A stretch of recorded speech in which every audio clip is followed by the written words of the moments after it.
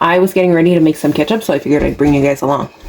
Now this recipe is a mishmash of 3 or 4 different recipes that I found online, and I just kind of made my own. Also, I added some clove, which a lot of other creators don't put in theirs. But I always grew up thinking that ketchup had clove in it, and honestly, when I put it in, it just tasted pretty identical to the big brand names.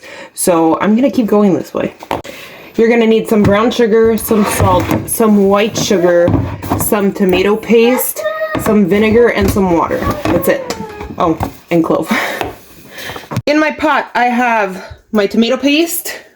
I'm gonna add in 3/4 of a cup of vinegar, 3/4 of a cup of water. I use filtered water, but tap water will more than likely be fine. I have 4 tablespoons of white sugar. I have 6 tablespoons of brown sugar. I have a teaspoon and a half of salt. And this is my clove. I have 1/64 of a teaspoon and 1/32 of a teaspoon, I guess. So I use these. So I used a smidgen. I don't know if you guys are gonna see it. There you go. A smidgen and a drop of clove in here. And we really liked the flavor of it last time. Now I'm just gonna mix all of this and then set it on heat. I'm gonna bring it to a light simmer, then bring it down low and let it cook for 20 minutes on low. Now you wanna make sure that you're gonna be stirring this continuously because it will bubble and pop everywhere if you don't. And you wanna make sure that you keep it on here for 20 minutes because trust me, the caramelization of those sugars is what you're looking for, and it does take the full 20 minutes. You see all those bubbles starting?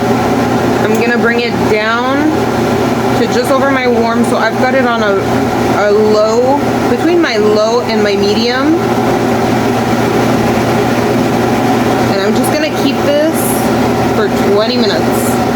Am I saying that this is less expensive than making it, than buying it at the store? No. I don't think it will ever be less expensive to make it than to buy it at the store, to be honest with you. But I already had all the ingredients on hand, and I got the tomato paste for $2.59 last week. And I got the last batch of ketchup. I got the tomato paste for 77 cents when it was on sale at Giant Tiger.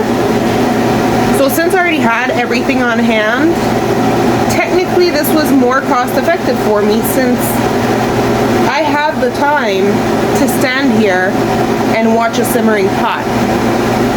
Now that this is done, we're gonna set this aside and we're gonna let it completely cool before transferring it to our other container that we're gonna be storing it in. As you can see, I tried to make lunch at the same time as I was doing this, and now I regret it because all of these little splatters I'm gonna have to scrub off after.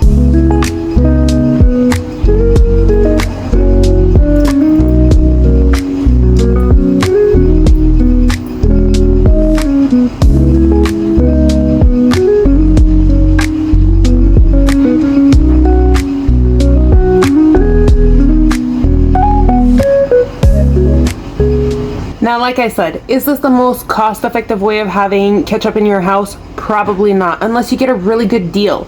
But if you do want to switch up the ingredients to organic vinegar, organic sugar, or something like that, now you know how. Just switch up the ingredients to the organic ones. If you guys like this video, please don't forget to like and subscribe to see more of these, and we'll see you on the next one. Thanks for coming along.